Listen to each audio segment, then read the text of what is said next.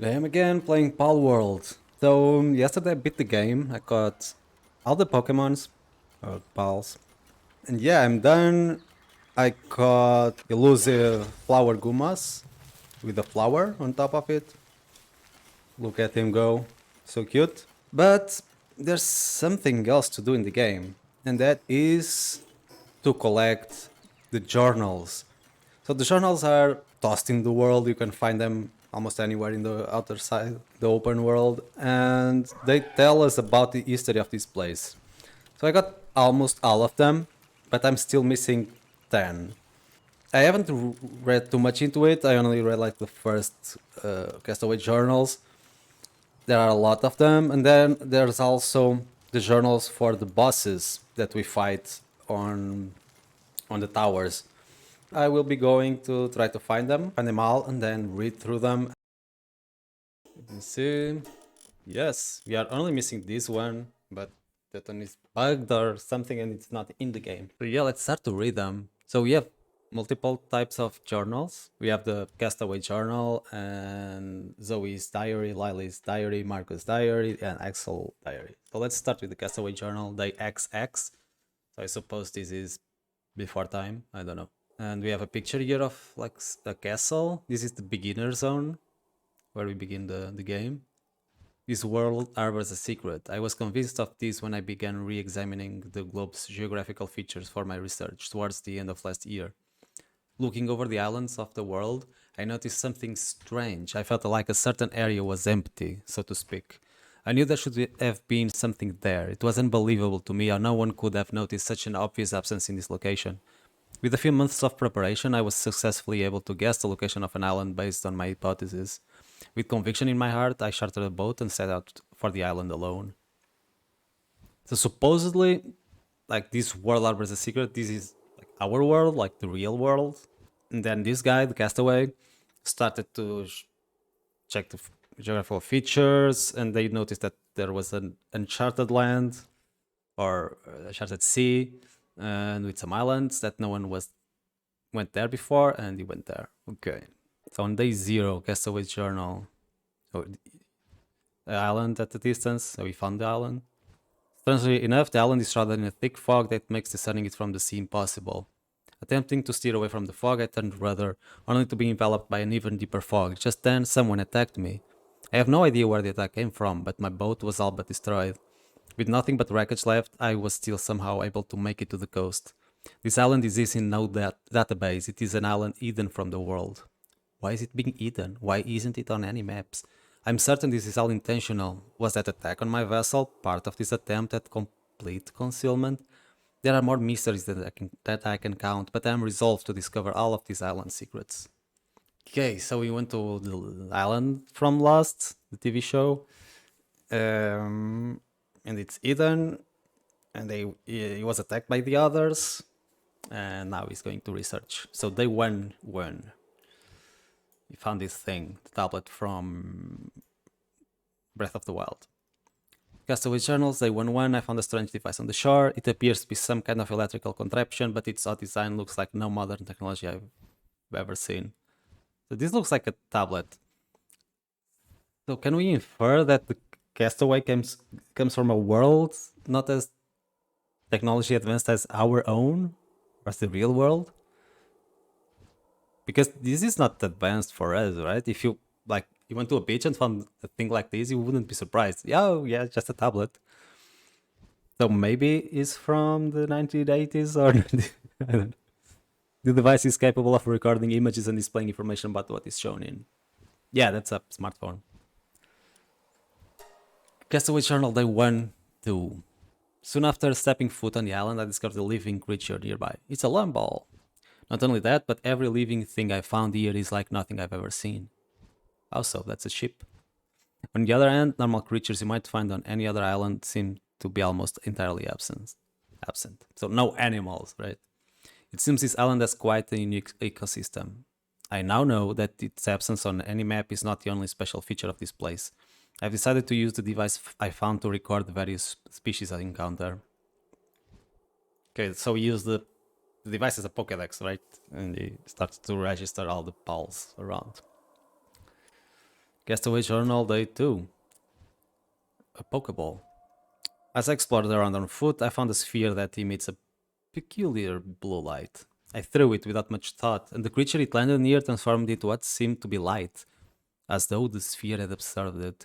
Unbelievably, when I tried throwing the same sphere again, the creature reappeared from the light and started at me with what seemed like an amicable expression. As I began to create a shelter to protect me from the elements, the creature astonishingly began to help me. How useful!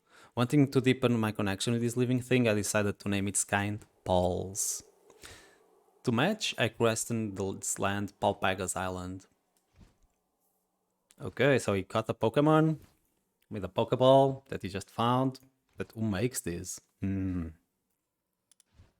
So, day 3 from Castaway Journal. Oh, there's a defense in some ruins. I discovered what appears to be an ancient ruin while exploring the island. Did humans once live here? Finding some kind of mural on the walls, I deciphered the symbols and found that it was none other than instructions on how to make that strange sphere from before.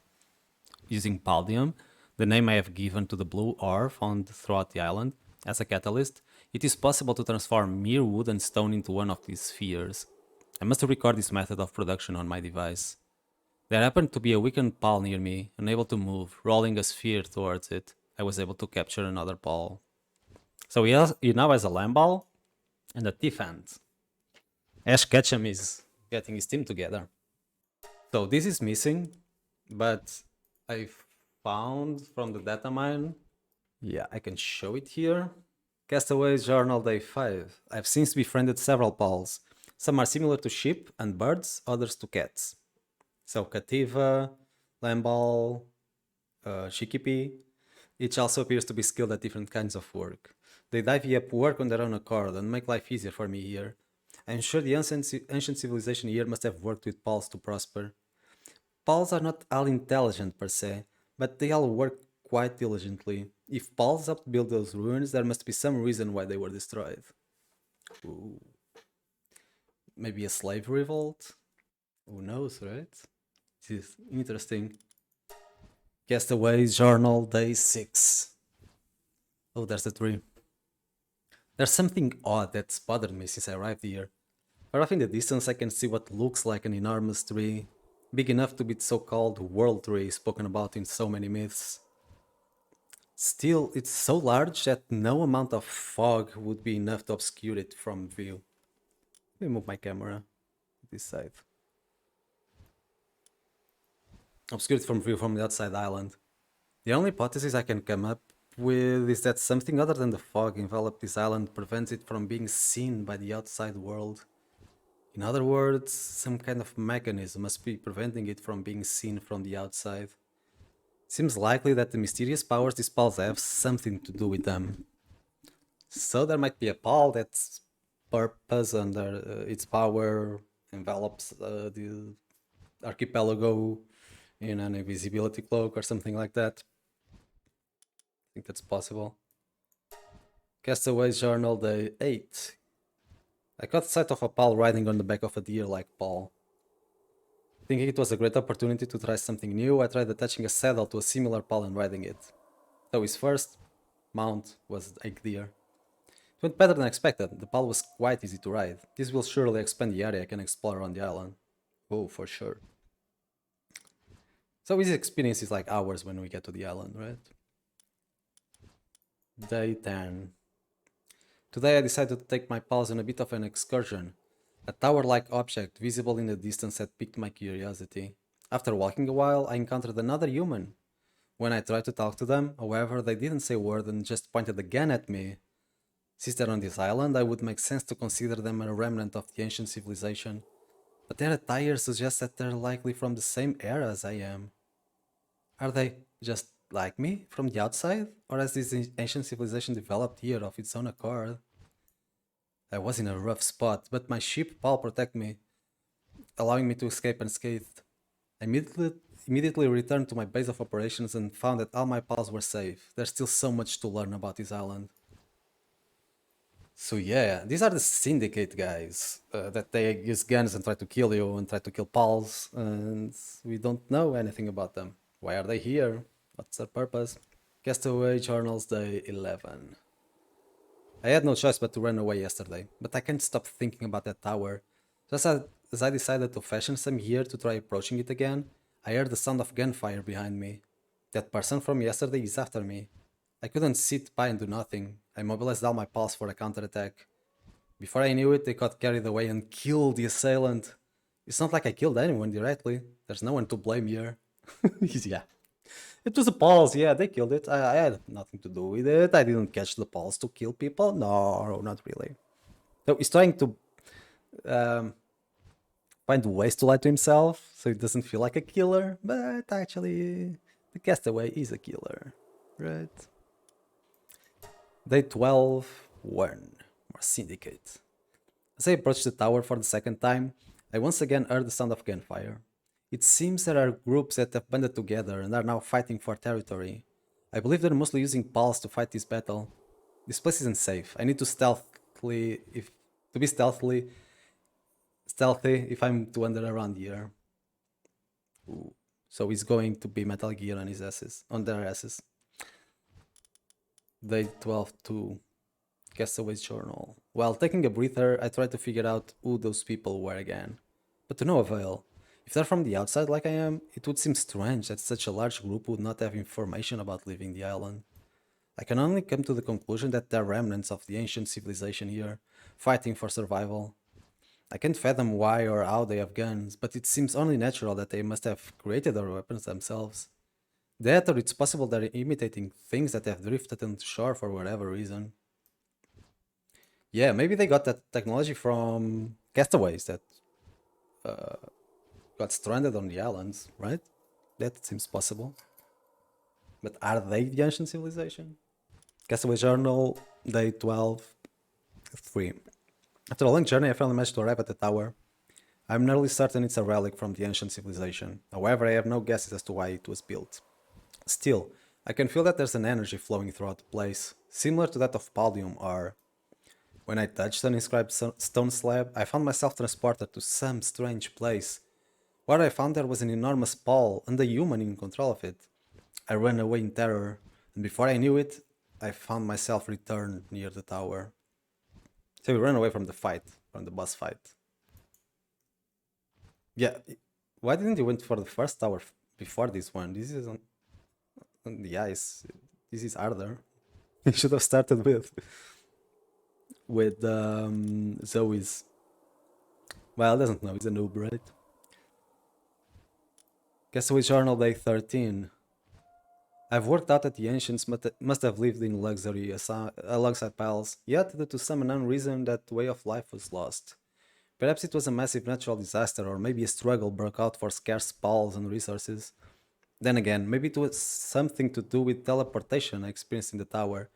Supposing that some power is responsible for that spatial teleportation, perhaps similar to how the pulse spheres work, what would happen if that power were utilized in other ways? A power so great that humans could not control it. Perhaps that is what destroyed the civilization on this island. Okay, so the power of the statues that allows you to teleport is the same power that allows you to capture pals. So like when you capture a pal, like you'll go to a different space-time continuum of sorts, right? And like the towers, the inside of them are like a parallel universe type of thing, or another universe, another space-time thing. And this power is too great to control. Okay, sounds nice. Castaway Journal, day 15. Chicken. I tried to avoid thinking about it, but foodstuffs I brought along are but gone, and I'm sick and tired of eating berries. I did happen to find a pal eating the flesh of another pal. Oh god. Cannibalism. It looked so delicious. I can't say I was proud to think as much, but sometimes sacrifices are necessary. I captured a wild bird pal, skinned it, and fried it up for dinner. Oh god, chickpea. It was so delicious, the sensation of eating meat was enough to make tears run down my face. Whether in killing fellow men or pals, this island has a way of making one forget about their ethics. Yeah, you're survival mode, right? You must do what you have to do, right? Castaway Journal, day 18. That's a dungeon. I decided to distance myself from the tower and have begun to explore other areas. There are places in each area that appear to be vast caverns. They appear to have traces of human involvement, and ore can be found throughout them. Could someone have used pals to dig these holes? I can't help but feel overwhelmed by all these mysteries I'm unable to solve, but my pals have come with me no matter where I go. As long as I have food to give them, that is. Yeah, you need to start killing them and feeding them to themselves. So maybe the dungeons that we go into are made by pals, right? I don't know. Castaway Journal Day 22. Oh yeah, Fidram. What on earth was that huge pal? I was simply walking along an open field when I encountered a massive pal, the likes of which I'd never seen before. I fled in surprise, but if I were to befriend a pal like that, I'd have nothing to fear on this island. The existence of a pal of that size is sure to prove that pals don't follow the laws of nature as we understand them. Perhaps the pulse source of energy doesn't come from food or photosynthesis alone, but some other kind of energy. The power I encountered in that tower may also have been utilizing the same energy source, but through human hands. Yeah, I think it's the Paldium thing that keeps them going. Castaway Journal, day 25. After living alongside pals for some time now, I've come to realize they don't breed like normal animals. All it takes is the presence of a male and female.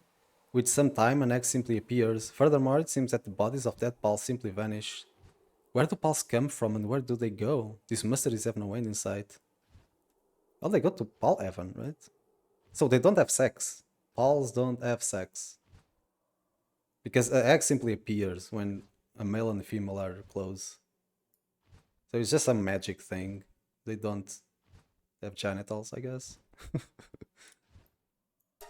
Castaway Journal, day 29. You made a Pal box. Utilizing an inscription I found in some ruins, I managed to compress the size of Pal spheres even further. Developing a method for remotely moving Pals, I can now also teleport spheres themselves. This has made organizing and managing my Pals much easier. It isn't hard to imagine that the ancients must have also moved and managed a larger number of Pals simultaneously. Yeah, this is the Bill's PC from Pokemon. He made the same thing. Castaway Journal, day 30. Look, I'm monkey with again. It's been a month since I arrived on Palpaga's Island. I've grown quite used to living here. Lately, I've set pals to work, making me weapons and preparing equipment. A few pals seem to have taken an interest in guns, so I've devised a weapon designed for their use. Some are quite adept at handling the weapons. I'm sure they'll be all the more reliable in the coming battles. Oh, I'm sure. Nothing can go wrong, right? Giving weapons to some magic creatures. Castaway Journal, day 32. Will he get a mount? I had another mount tagged here, right? This one is faster. I made a mistake. On what was supposed to be a short excursion, our group of dangerous nocturnal pals attacked me, and I was injured. Why are the pals who live on this island so aggressive? I can't help but feel that attacks are well beyond the ferocity necessary for self-preservation. Humans, for example, will engage in a bloody war at the behest of a leader. Similarly, the pals living here seem like they are fighting for the very island itself. I suspect they harbor some deep instinctual drive to protect the place. Or maybe they are just angry for human flesh. Because not all pals are aggressive, right? Lambas are not, Cativas are not. Just these guys are more aggressive because they are wolves and eagles and stuff, right? I think he's reading too much into this. Castaway. Castaway Journal, day 38. So this is not Chat Dragon, right? This is another Pokemon that we haven't seen yet, I guess. Having now journeyed far from where I first drifted ashore, I have come across a massive statue in the shape of a paw. I am nearly certain it is a legacy of the ancient civilization, but why would humans build a statue such as this? Everything I found thus far has suggested that Pauls lived alongside these ancient as equals, but constructing a monument like this must mean some were also objects of worship. Perhaps that there are certain Pauls out there that have a special significance both to people and to Pauls. Yeah, the legendary ones. Like Pokemon. Okay, now this is the end of Castaway Journals. Now we're going to read Zoe's Rayne's diary. Zoe is the first boss in the game, from the first tower. She has a Greasebolt as her pet, a pal. So let's see what she has to say. Yeah, this is her companion. Zoe Rayne's Diary 1. I don't have a family. My father disappeared a long time ago, and I've never seen my mother's face. The only ones who raised me are those guys and Greasebolt.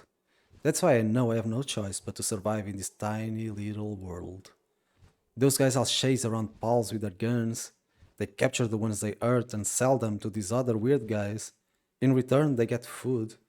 They even share it with me. That's why I don't have to be hungry. I don't think any of those guys really care about me. They just keep me alive because I'm the daughter of one of their bosses. I still believe that, even if I'm a boss now, too. Oh. So Zoe is an orphan? Well, we don't really know if it's an orphan, if she's an orphan. Her father disappeared, never saw her mother, and Greasebot raised her, uh, and the syndicate guys raised her, and they give her food, and they don't really care about her, but since she is their boss's daughter, they need to take care of her, right? Okay, that's sad. Zoraine's Diary 2. Greasebot was one of the pals they were gonna sell. Oh, but she looked so lonely in her cage. She was just like me and father, I thought. I was still little back then, so I couldn't control myself. I waited until everybody was sleeping, opened Greasebot's cage, and ran off far away with her. I shared half a slice of my breakfast toast with her, but we were both hungry by evening and went back to the base. Of course, all the guys were super angry. They threw me in a cage with Greaseball, and I thought we were gonna get taken away, but Greaseball protected me. Not even their guns or bats could beat her. How did she get captured in the first place if she's that strong? I bet she didn't even try to escape, big dummy. I gave Greasebolt a command, and she called down a huge bolt of lightning that wiped all the guys. They didn't wake up until next morning. Ever since then, I've been with Greasebolt. So that's why she's a boss now, right? She just electrocuted them into submission with Greasebolt. So the Syndicate guys just captured balls in cages. I don't know why they don't use Pokeballs, but whatever. Maybe they don't know how. So they just put them into cages and sell them to the black market guys, I guess, for food. So they are just trying to survive. That's the only way that they can. Maybe. Maybe they are not such bad guys. They're just stuck on an island and they need to eat. Oh, these are the Pal Alliance. Zoraine's Diary 3. There's a group that opposes ours, stationed a little ways away from where we live. They don't like the way we sell pals and use weapons. Our group sneers at them and calls them the Free Pal Alliance. We're always fighting with them for no reason at all. If I stop and think about it, I bet they're not bad people if they love pals that much. I asked one of the guys who's been around a long time about it, but he said it was complicated. Apparently our group has been around for a long time, and we've always been fighting with those FPA guys. He said he doesn't know the real reason behind it, but we've been fighting so long that there's no hope of ever getting along. So this is the eternal conflict. The PAL Alliance, the Free PAL Alliance against the Syndicate. Syndicates use PALs, capture PALs to sell them for food, and the Free PAL Alliance are against that. They like PALs and they want to work alongside them, maybe. They want to free them. They're like an activist group. But I don't know, how can they survive if they are not selling pals for food? They must have other means of sustenance. It would be nice to understand this island's economy. Day 4, Zorainis. Sometimes I wonder if there's anything beyond the sea. The only thing I can see far off in the distance is that huge tree. I've never heard anyone talk about what's beyond that place. Apparently some brave guy from long ago went to see the outside world, but he never came back. I have heard about people coming from beyond the sea though. I don't know what those kinds of people do, but they say they use tools different from our own. That's why I know there must be something beyond the sea. A whole bunch of islands, a whole bunch of people, a whole bunch of things. Sounds scary, but I'd like to try going sometime. Okay, so Zoe wants to go out in the world and discover a thing and be an adventurer, but she can't because she's stuck there with the syndicate. There's one piece of lore that's really important here. Apparently, some brave guy from long ago went to see the outside world, but he never came back. So there was one person that left the archipelago and supposedly went to the real world or the world beyond the island. That's really interesting. Maybe that guy has something to do with our appearance here on the island. Maybe that guy is Zoe Rayne's dad because he disappeared, right? Maybe it's Daddy Rayne that left. Maybe. Zoe Rayne's Diary 5. I've started to wonder why I'm guarding this big tower again. I always thought it was obvious since Father also used to do this, but now that I think about it, I have no idea why. From what I've heard about it, they say there's a legend passed down on this island. They said this tower is somehow related to that legend, and that is, it has some big great power. What kind of power, I wonder? Even if that's true, why does this power have to be protected? Anyway, even though I don't really know why, I'm always here, protecting this tower. There are other towers around the island, and they say people like me guard them all. Yeah, so the towers, we don't know what they are for. Maybe they are the things that keep that energy, that teleporting paldium energy that give Pals their soul or something like that. Those are the things that make these islands exist, right? And maybe they protect the islands from the outside world. They create the mist and cloaking devices or something. So that's why they have to protect them. Thing is, when we defeat them, we don't destroy the towers, right? They are still there, and the bosses they are still there defending them. So it's not like we are destroying the towers or destroying the thing. So that's Zoe Rain is. Now let's go to Lily Everhart's diary. Lily Everhart's diary 1. Pals. Such strange creatures. These noble beings have upheld our civilization since ancient times.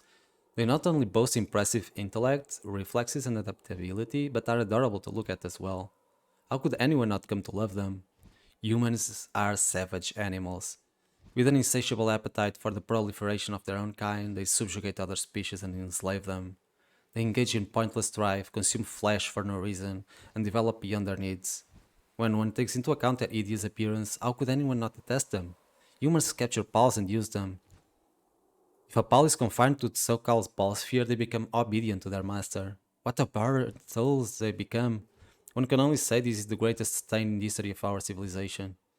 Pals and humans were originally meant to live alongside each other in mutual support, not a relationship between master and service, but one of equals, an harmonious coexistence, if you will. Eating a pal for food is akin to blasphemy against God. Jesus, this is dark. So she's saying that humans and pals are equal. They should have equal rights. And capturing them, it's like enslaving people. They are like people, the pals, right? If she's right, yeah, we are the bad guys in the story because we enslave them, we make them work for us, we use them to fight. Like in Pokemon, they do the same thing, right? This is kind of like a reflection on Pokemon lore and logic.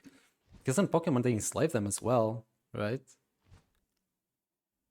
But it's like they are all happy and stuff on Pokemon anime and the games.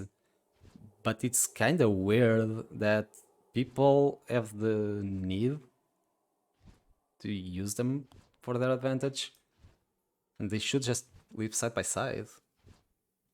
Yeah. So Lily is not a syndicate, for sure. So maybe she is one of the Free Pal Alliance girls, and she doesn't use Pokeballs. She's just friends with the Lily, her Pokemon, right? Let's go to Diary 2 for Lily Everhart. Yeah, it's Lillian. Yeah. I will recount the day I met Lillian. I remember that the fog was so thick that day that I could scarcely see in front of my very eyes. I was simply walking along the berry fields, as I am fond of doing, when I heard the clamorous voices of those aberrant poachers. When I looked to where I could hear the sound of their filthy screams, I saw them throwing spheres at a pal resembling a vivid lily flower. She was so beautiful and elegant. At that moment, I knew what I must do. I pierced their dirty hearts through the back and destroyed their scattered spheres. They shot at me a few times, but it was a trivial matter. I could not touch such a beautiful flower with my trembling, blood-stained hands. Instead, I returned immediately to my base. When I arrived, I found the queen of the lilies there, awaiting for me. When she touched my arm, my wounds were healed and the fatigue began to fade away. From that day forward, I decided to become companions with my queen. She's the only flower that blooms in this sad, dark world. Damn. Yeah, she saved her. She saved the lilies against the syndicates that were trying to capture them. So the syndicates use Pokeballs, from what I've seen. Yeah, they use because when we kill them, they drop Pokeballs. So I don't know why they have the need to capture them in cages. Maybe the cages are like some kind of trap. So we are as bad as Syndicate. We do the same things as Syndicate though, right? Should we do a Palworld run without capturing balls? Without using balls? Just us in the world? We join the Pal Alliance? I don't know. Let's keep reading. Lily's Everhart's Diary, number 3. Oh, she made a statue for her. Won't you join the Free Pal Alliance? The Free Pal Alliance is a long-standing organization that works to protect pals. We have lived together with pals since antiquity, and each of us has a deep love for the wondrous creatures. We have 5 traditional commandments. Thou must not eat pals, thou must not overwork pals, thou must not abuse pals, thou must not use pals for experiments, thou must risk thy life to protect pals. Wouldn't you like to join us and protect the pals you love? Your life in service of protecting pals is a small price to pay. The flesh and blood of humans exist only for the glory of pals. So she's kind of extremist in the other way, right? Uh, like thou must risk thy lives to protect pals. So she puts more importance on pals' lives than humans. While the syndicate is the other way. Human lives are more important. So these two are two extreme groups. There is no between that says pals and humans um, are the same. They should live alongside and have some rights. These Free Pal Alliance guys, they just say, yeah, pals should be our bosses. We should work for them. I don't agree with that, right? I think there should be like a more moderate approach. Well, let's see. Lily Everhart's Diary 4. It's same picture. On some distant shores of the island, there exists an islet where certain pals live. Not a single one of their kind, strange as it may seem, resides on mine island.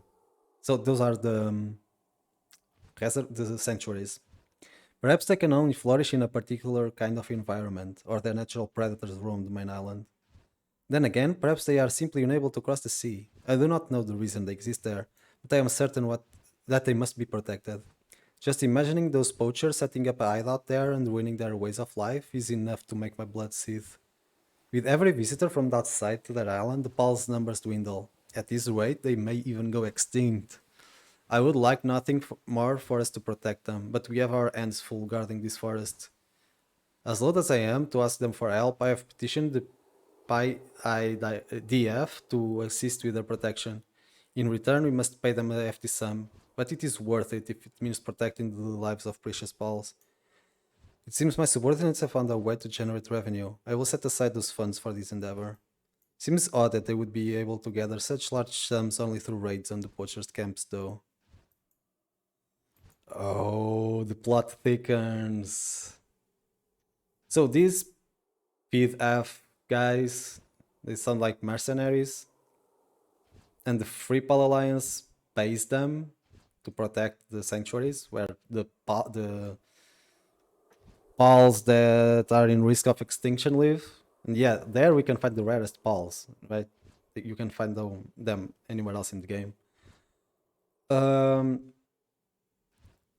But there's a weird thing that how does this economy work? It seems odd that they would be able to gather such large sums only through raids on the poachers' camps.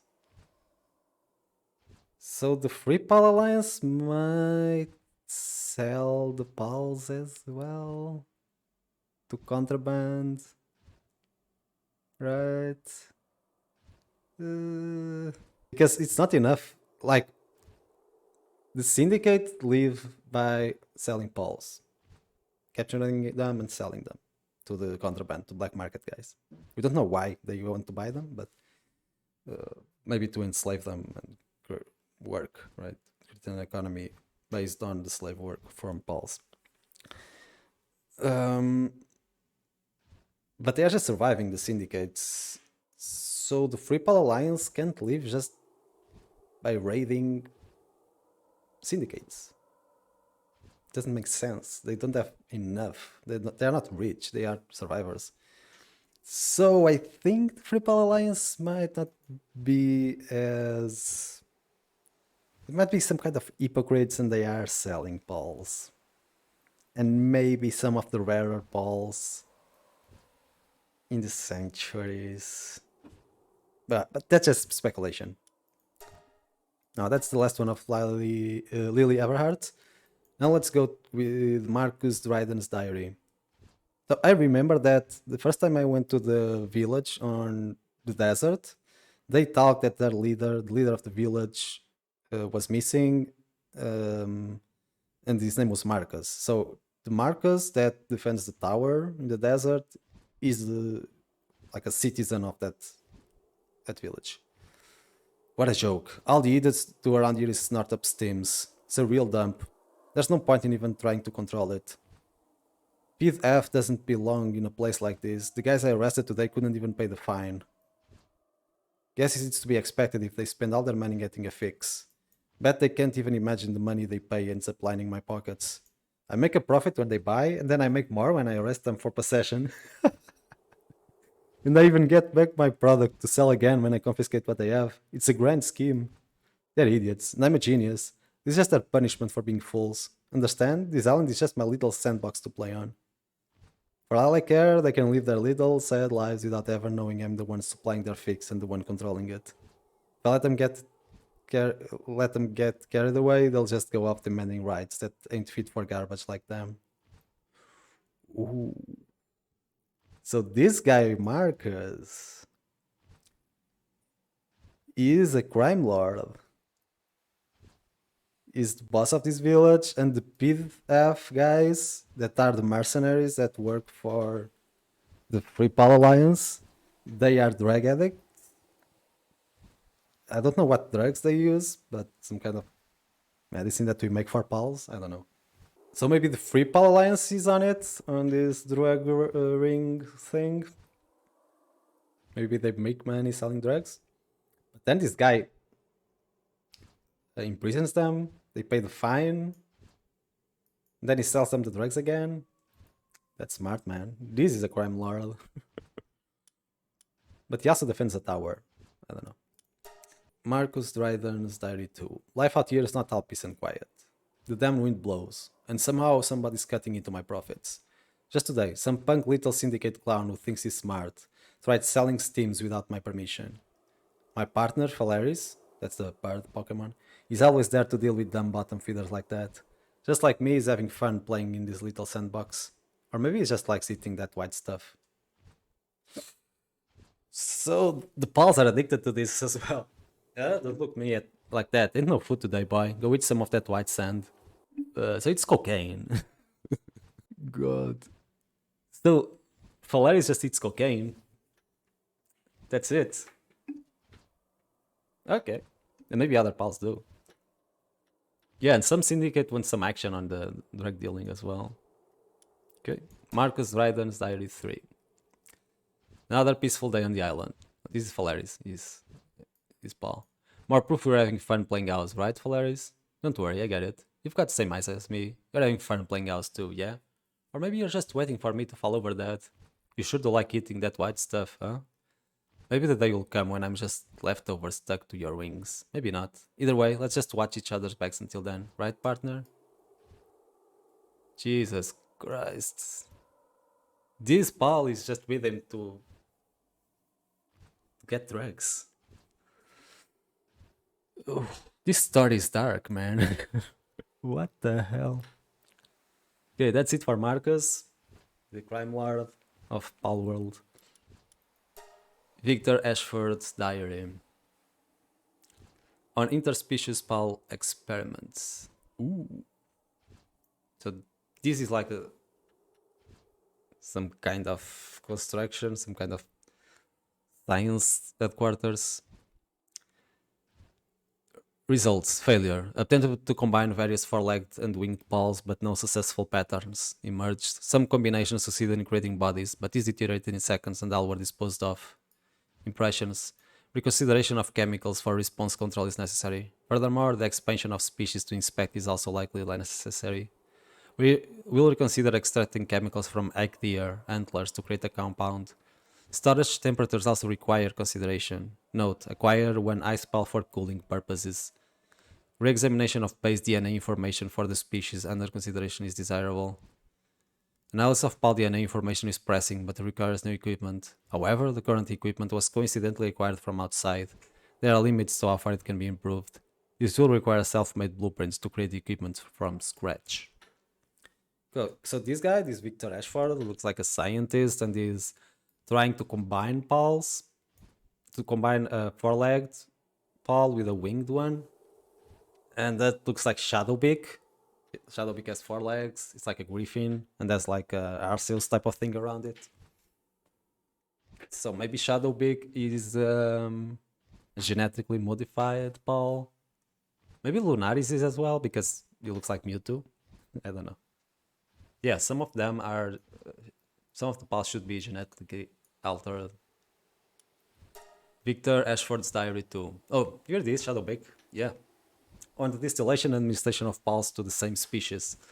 Oh, so these guys are the one that invented like the sacrificing pulse to enhance another. And we do this, so we are evil as well. Results. Success.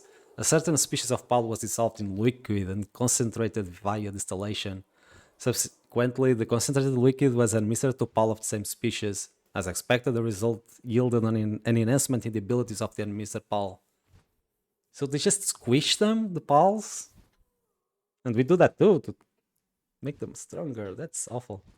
Impressions. This experiment initiated as an alternative approach towards generating powerful pals. Surprisingly yielded favorable outcomes.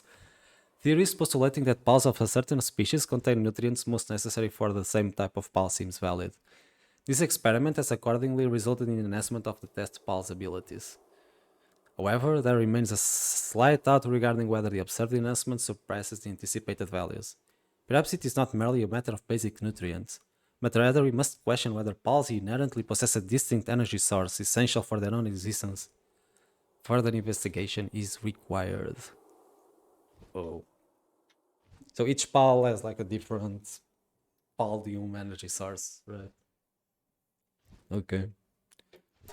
83. Yeah, we use this thing, the distillery. On interspecies pal experiments too. Results. Success. Only one specimen emerged, an artificially created new species with four legs and wings. It was promptly transferred to the cultivation equipment and has since shown promising progress, steadily maturing. Attempts to reproduce the same process failed. Thus, this miraculous success is attributed to some unknown external factor. A known external factor. Impressions. The success of the experiment is genuinely gratifying. The new species, named Shadowbeak, oh, I knew it, will continue to be observed closely for further developments. However, the lack of reproducibility of the procedure poses a significant challenge. Henceforth, the plan is to proceed with the experiment, incorporating slight adjustments based on this procedure. Addendum: the disappearance of Alex, who served as a lab assistant, is concerning. Oh, so Axel Travers, it was a lab assistant of these guys, and he disappeared. And there's a diary for him. He went to the volcano. Axel Travers Diary 1. Every day I'm snoring, no rivals to get me going. I don't care about the type, ain't nobody gonna beat my hype. Yeah, this is the tower guy, the rapper. I'm looking for a fight, a real tough brother from another mother. Throwing you the towel ain't gonna cut it. It's gonna be a knockout, a throwdown brawl out so fast your ass will bleed. When you're ready for the battle, you better believe the shock's gonna rock your socks off. So, Yoff, my lightning is tougher than Night King's. When it hits the ring, ain't nobody gonna be singing for you, player. You ready for this hype? You read the words, so get ready for the fight. Yeah, this guy is just crazy. He left the lab. You got the Pokemon. Who is Axel's Pokemon actually? Is it the Shadowbeak? Brothers of the Eternal Fire. So he created a cult, right? He went to the because this is another faction, the flamethrower guys. So I think he just created his own thing in the volcano. He left and became his own thing.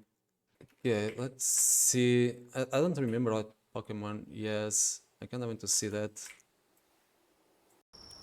Okay, Marcus and Phalaris, Axel and oh, he has an Orsark. So maybe the Orsark is like an DNA changed PAL as well.